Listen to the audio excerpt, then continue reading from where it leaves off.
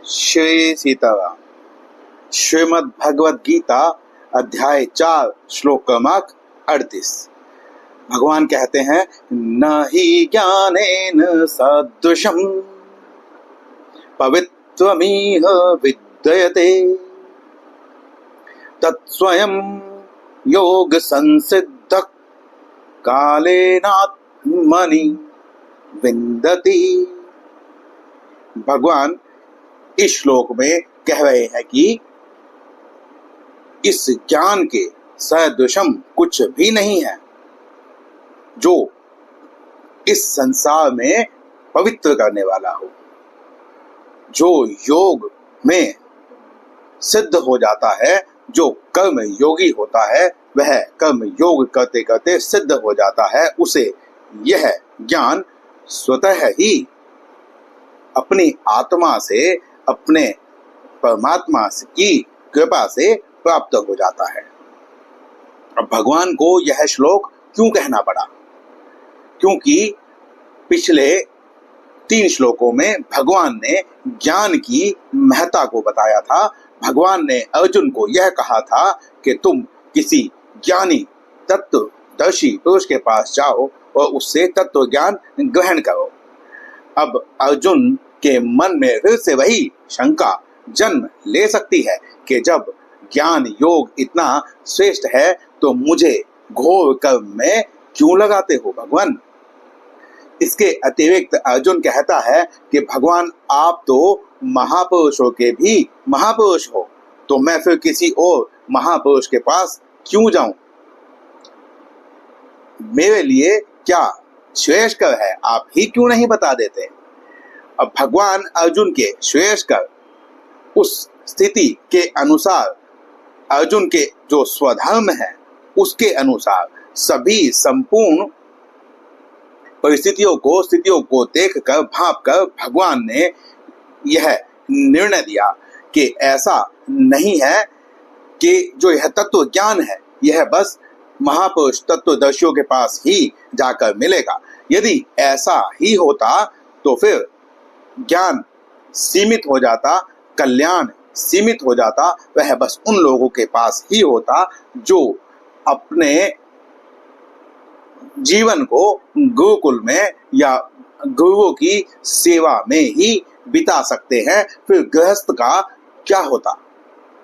तो भगवान ने इसीलिए यह बताया कि जो व्यक्ति अपने स्वधर्म कर्तव्य को निभाता रहता है, जो संसार से अपना कोई भी संबंध नहीं रखता है, जो कर्म योग के मार्ग पर चलता है, समय बीतने पर जब वह, क्योंकि भगवान ने यहाँ पर यह नहीं कहा है कि वह तत्व ज्ञान कितने समय में प्राप्त होता है, इसके लिए कुछ भगवान ने नहीं कहा है। भगवान ने कहा कालेनात्मनि, अर्थात समय बीतने पर।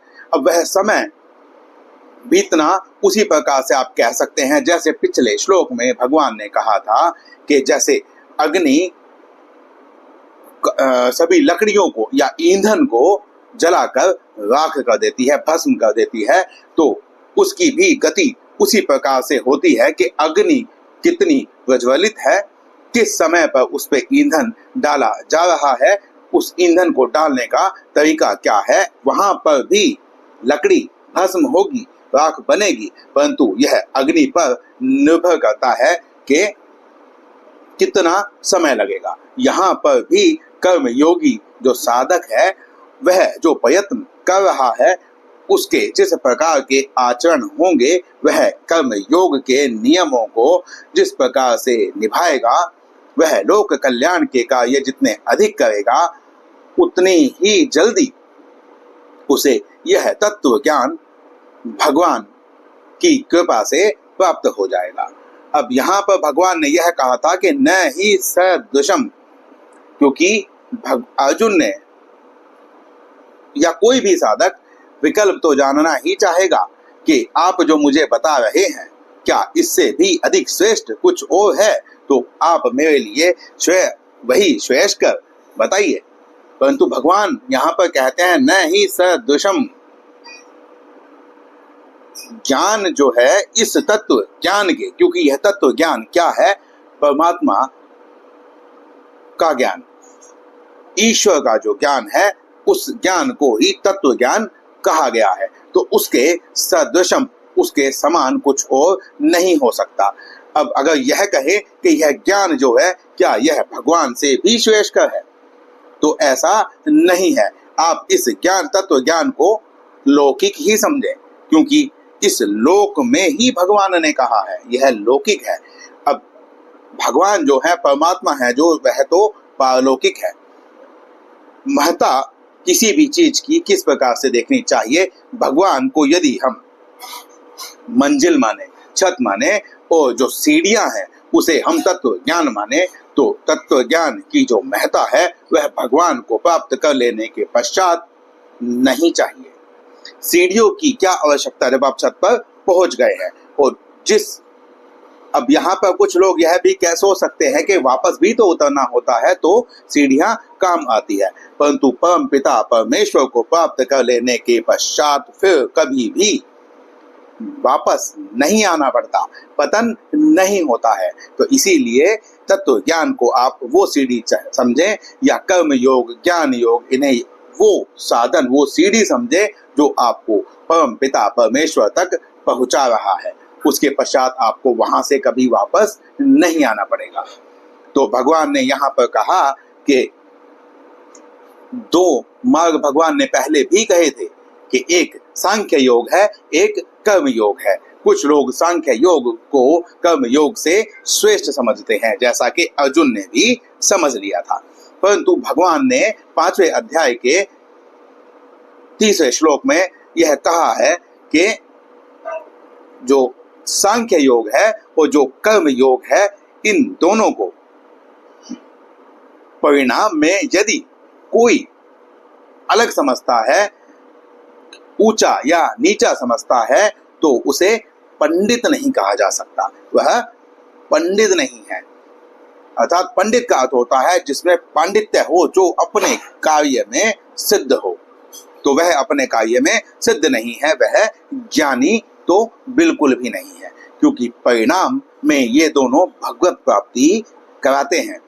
यही दो मार्ग इस लोक के हैं। तो भगवान ने यहाँ पर यह कहा कि अर्जुन को यदि अगर यह कहा जाए कि तुम तत्वज्ञानी पुरुष के पास जाओ, ज्ञान ग्रहण करो, तो फिर युद्ध कौन करेगा? अर्जुन के स्वधर्म को कौन निभाएगा? तब भी यदि हम यह कहें कि अर्जुन के स्थान पर किसी और क्षत्रिय को भी लगाया जा सकता था, तो बिल्कुल लगाया जा सकता था, परंतु उसके मन में भी तो यही सवाल आता, हर साधक के मन में तो यही सवाल आएगा कि जब कर्म योग घोर लग रहा है, कठिन लग रहा है, और ज्ञान योग सरल है, उसमें हिंसा आदि नहीं है, तो मैं फिर वही क्यों ना करूं?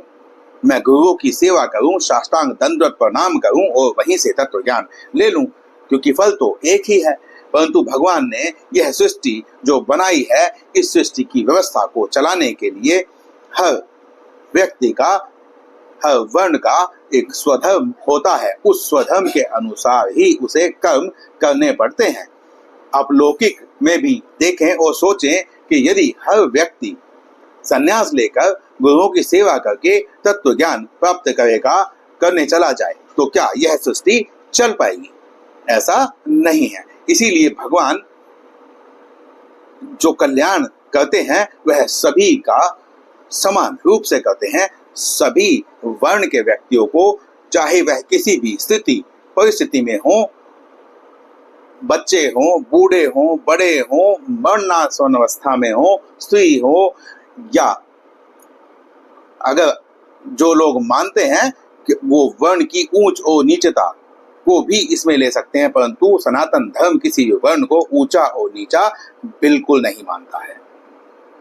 बल्कि सनातन धर्म में तो यह व्यवस्था है कि जो जितना असहाय है उसे भगवत प्राप्ति के साधन उतने ही सरल रूप से प्राप्त करवाए जाते हैं।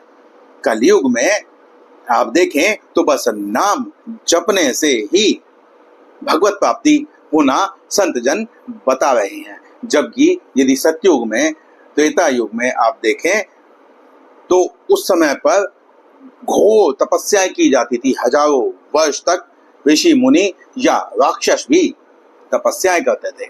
तो कलयुग में क्या यह संभव है? हमारी आयु ही इतनी नहीं है, तो इसका मतलब यह हुआ कि क्या हमें भगवत प्राप्ति नहीं होगी?